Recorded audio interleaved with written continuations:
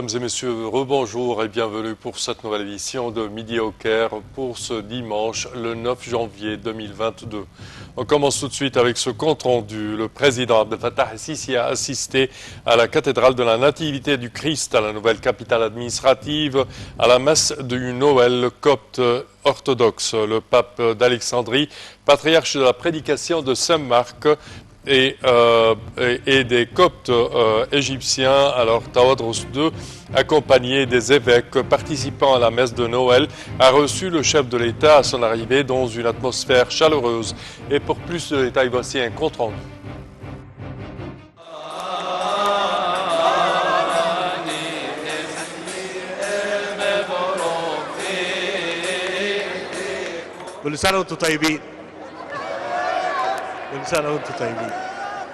Le président Abdel Fattah el-Sisi a souligné que l'unité et la solidarité des Égyptiens surmontaient les difficultés et les défis, appelant tous les Égyptiens à faire attention à ne permettre à personne de semer la sédition entre eux. Le président el-Sisi a tenu ses propos dans une allocution prononcée lors de sa présence dans la cathédrale de la Nativité du Christ, dans la nouvelle capitale administrative, pour présenter ses vœux aux Coptes à l'occasion de Noël copte au pape d'Alexandrie, patriarche de la prédiction et de la Saint-Marc, Tawadros II, soulignant son respect, son appréciation et son affection pour sa sainteté. Le chef de l'État a souhaité que Dieu l'aide à être un serviteur honnête de ce pays et de tous les Égyptiens, ajoutant dans son allocution aux fidèles présents à la cathédrale de la Nativité du Christ dans la nouvelle capitale administrative qu'il voulait serrer la main à tout le monde, mais les conditions de la pandémie de coronavirus l'ont empêché. Le président el-Sisi a affirmé que la nouvelle République qui appartient à tous les Égyptiens sans discrimination est celle du rêve, de l'espoir, du savoir et du travail. Une République capable et non pas brutale, pacifiste et non pas soumise. Et tous défis aux difficultés sont légers à endurer tant que tous les Égyptiens sont unis, a dit le président, qui a averti les Égyptiens contre la zizanie.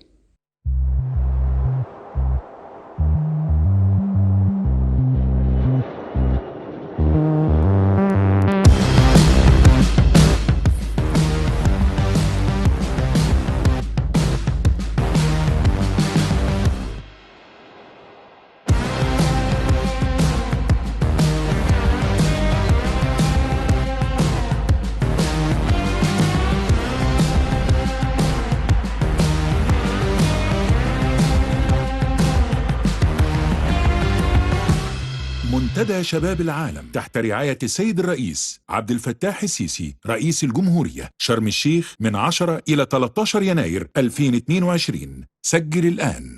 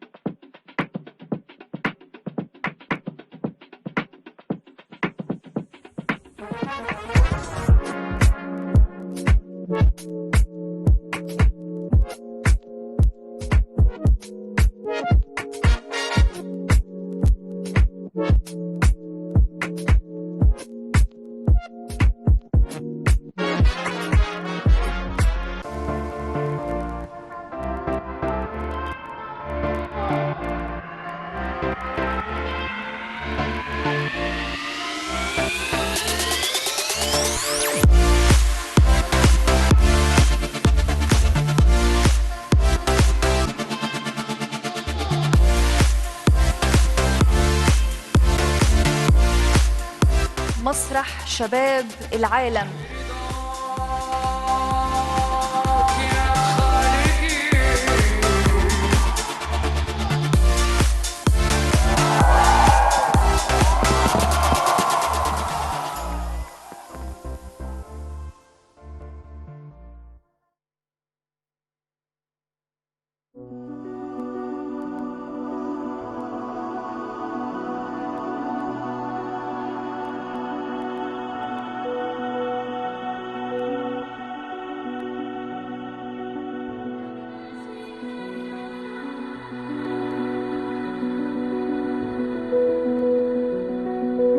обращаемся к народам на всех доступных языках. В разъединении сплотимся, в борьбе преодолеем страх. И все пройдет, рассвет наступит и принесет нам новый день. Мы извлечем урок печальный, но может станем чуть добрей. مفيش حاجة تفرق بينا أيا كان أنا وإنت عرفنا يعني إنسان صحيح أزمة وهتعدي مع الأيام هنرجع تاني نرسم بكرة بالأحلام. Et effectivement, chers téléspectateurs, l'attention du monde sera tournée demain vers Sharm el-Sheikh, dans le gouvernorat du Sinaï du Sud, pour le lancement de la 4e édition du Forum mondial de la jeunesse, le FMJ, qui se tiendra du 10 jusqu'au 13 janvier en présence et sous le patronage du président de la République, Abdel Fattah el-Sisi. Le forum annulé en 2021 en raison de la pandémie de coronavirus ouvrira à nouveau les horizons de dialogue entre la jeunesse égyptienne et la jeunesse mondiale. Le FMJ, plateforme mondiale de dialogue entre les jeunes, affirme la capacité de l'Égypte d'organiser plusieurs conférences internationales en vue du coronavirus. L'administration du forum a annoncé l'application de technologies inédites pour la prévention contre le coronavirus, notamment contre le variant Omicron.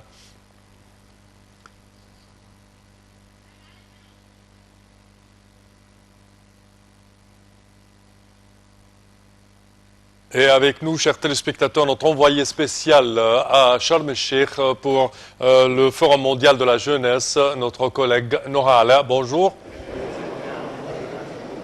Noha. Bonjour, rebonjour Sam. Rebonjour. Alors, qu'est-ce qu'il y a de nouveau à présent, s'il te plaît? Alors comme vous pouvez le voir, je suis au sein même de la salle de conférence. C'est là où tout se passe. Bien évidemment, comme je vous le disais ce matin, il y a beaucoup de monde ici présent pour assister à ce 4e rendez-vous du Forum de la jeunesse. Ce matin, je vous disais que il y avait un grand contrôle et de mesures sanitaires très strictes par rapport à la pandémie du coronavirus. Je suis la seule personne qui est autorisée ici à enlever le masque pour pouvoir faire mon live. Mais si vous constatez, vous allez voir qu'à chaque pas que l'on fait, il y a des panneaux qui rappellent l'urgence et l'importance de respecter les mesures sanitaires. Et donc là, en ce moment même, au moment même où je vous parle, il y a 4 ateliers qui sont en cours depuis 10 heures ce matin. L'un sur les changements climatiques, le deuxième sur l'Afrique après Covid, le troisième sur l'impact de la pandémie sur l'économie mondiale et enfin sur l'économie, sur l'éducation après la pandémie et le système éducatif pendant le coronavirus. Donc ce sont les 4 thèmes qui sont discutés ce matin donc dans ces différents ateliers et bien évidemment c'est une journée qui prendra terme très rapidement, mais ceci car justement tout le monde devra se préparer pour le grand rendez-vous de demain avec les différentes inaugurations. Oui. Noah, vous nous avez parlé à l'avant sur l'enthousiasme des participants et cette ambiance de fête, un retour en force, je dirais, du Forum mondial de la jeunesse. Oui, alors là pour l'instant, comme vous pouvez le constater, c'est assez vide. C'est parce que les participants sont en train d'assister aux différents ateliers. Là, nous sommes dans le hall principal, oui. Là où se passent donc les rendez-vous médiatiques. Mais sinon, tous sont présents dans les différents ateliers pour assister justement aux différentes discussions. Oui. Également, concernant les mesures barrières, les mesures de précaution contre le Covid-19, on avait parlé d'automates, de robots qui prennent la température. Oui, les mesures barrières, nous avons, comme je vous le disais ce matin, il y a différents appareils qui distribuent du gel automatique. Il y a des masques à portée de tout le monde. On mesure la température à l'accès aux différentes salles. Oui. Donc, ce sont les les mesures qui sont prises ici. Et bien évidemment, personne n'a le droit d'enlever son masque ou de rester sans masque. Oui, parfait. Est-ce qu'il y a quelque chose, par exemple, tu nous avais mentionné que demain, il y aura 3 cérémonies de lancement de ce forum. Exactement, il y aura 3 cérémonies. La principale pour lancer l'événement, la deuxième pour lancer les sessions qui seront donc avec les différents sujets qui seront traités durant l'événement. Et, Oui. la troisième, ce sera une sorte de gala pour justement souhaiter la bienvenue à tous les participants. Parfait, notre collègue Noah Alain, nous tenons à vous remercier de vos explications. On va essayer de te recontacter au fil de la journée. Merci à toi. Et à présent, chers téléspectateurs, nous passons à cette information. Le Premier ministre, Moustapha Madbouli, qui a passé en revue dans un rapport les efforts du comité en secours médical au cours de l'année 2021. Madbouli a souligné l'importance de poursuivre les efforts dans la mise en œuvre des directives du président Abdel Fattah el-Sisi afin de fournir des soins de santé complets et décents aux citoyens. Le rapport a souligné qu'au cours de l'année écoulée, 7051 cas ont été traités et qu'ils ont été détectés par le biais des journaux et des sites d'information et des réseaux sociaux. Également, le Premier ministre, chers téléspectateurs, le Premier ministre, Dr Moustapha Madbouli, a effectué une tournée d'inspection dans plusieurs projets de développement au Caire historique et dans le gouvernorat du Caire, accompagné d'un nombre de ministres et du gouverneur du Caire. Le Premier ministre a enjoint de restaurer les bâtiments à caractère historique ainsi que l'unification du style des façades à la rue Al-Mu'izz el-Din al-Fatimi. Et pour plus de détails, voici un compte rendu.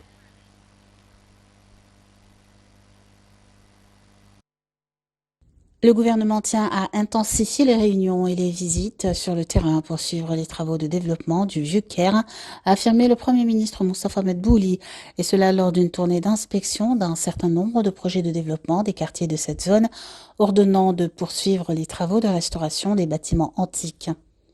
L'État accorde un vif intérêt au développement des zones historiques pour en faire des destinations touristiques distinguées qui attirent les visiteurs de différents pays du monde, a ajouté M. Madbouli, qui était accompagné des ministres du Tourisme, des Antiquités, du Logement et du gouvernement du Caire.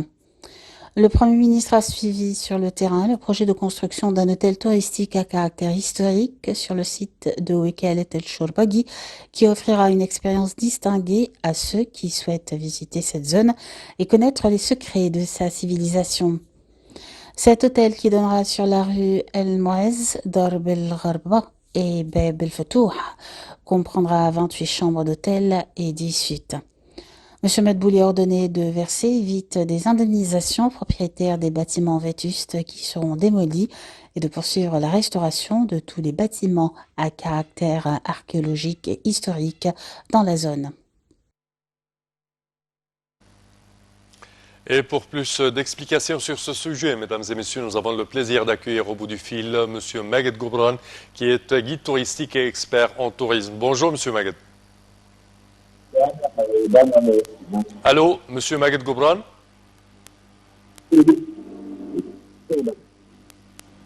Allô, M. Maged Goubran, bonjour.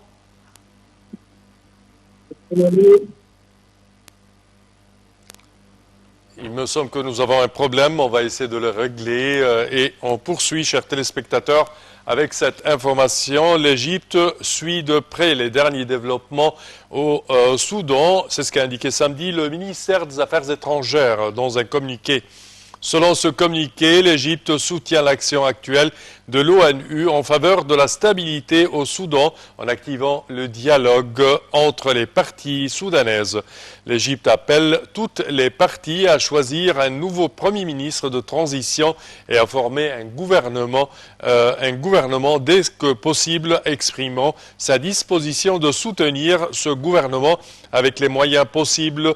Elle confirme que la sécurité et la stabilité du Soudan font partie intégrante de celle de l'Égypte et de la région tout entière.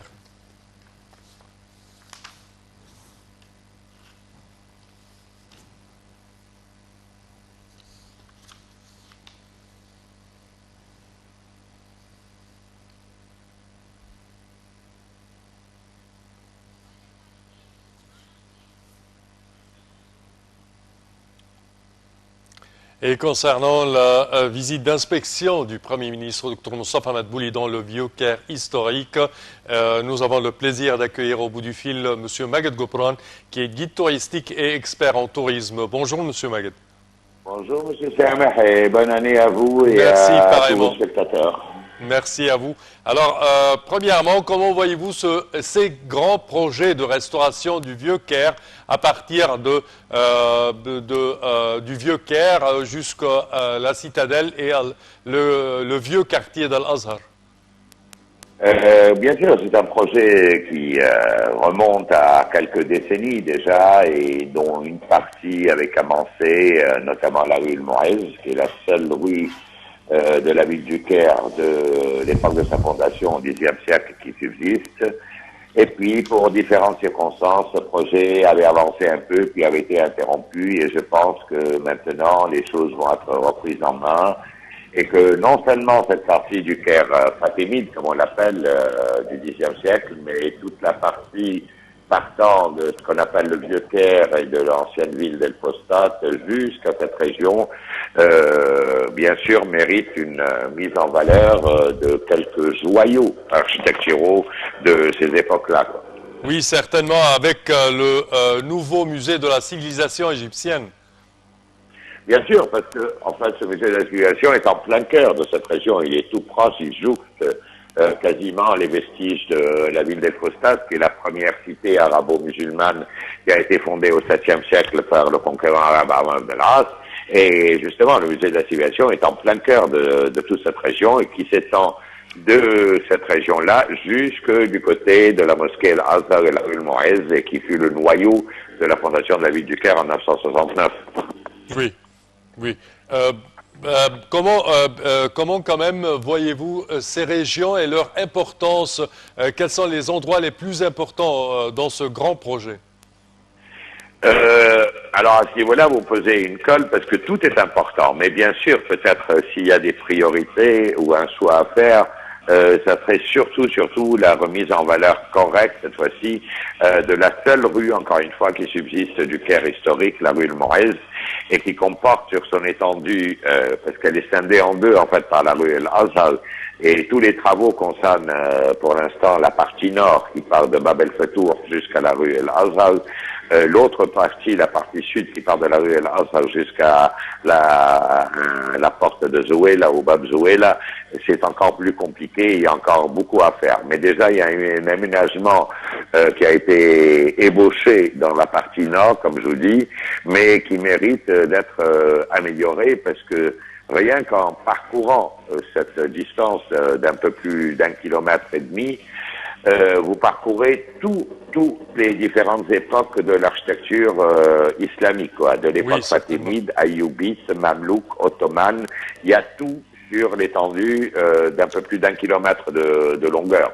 Donc là est peut-être la priorité, et bien sûr, simultanément, on peut s'occuper d'autres régions. Il y a, et je suis passé à côté il n'y a pas longtemps, il y a des travaux qui sont en cours pour la remise en valeur des quelques rares vestiges, malheureusement, qui nous sont parvenus de la ville ou de la cité d'El Postat.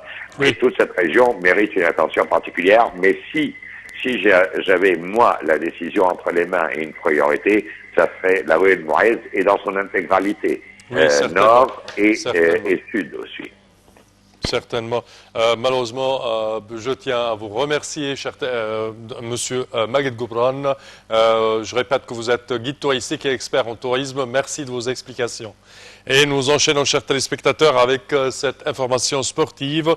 À la une de sport, notez que notre cher Mohamed Salah fait partie des 3 finalistes du prix The Best de la FIFA, ou le meilleur joueur de l'année 2021. Les 2 autres sont Robert Lewandowski, tenant du trophée, et le grand Lionel Messi. L'Égyptien Mohamed Salah affole les compteurs à Liverpool. En ce début de saison, il aura donc une chance de glaner ce trophée individuel lors de la cérémonie prévue le 17 janvier à Zurich.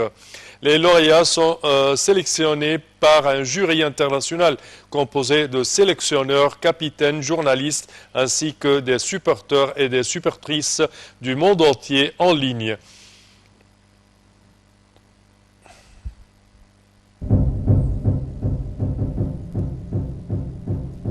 Et ceci conclut, chers téléspectateurs, notre édition d'aujourd'hui de Midi au Caire. Je vous remercie de votre attention et je vous donne demain rendez-vous à la même heure. Au revoir.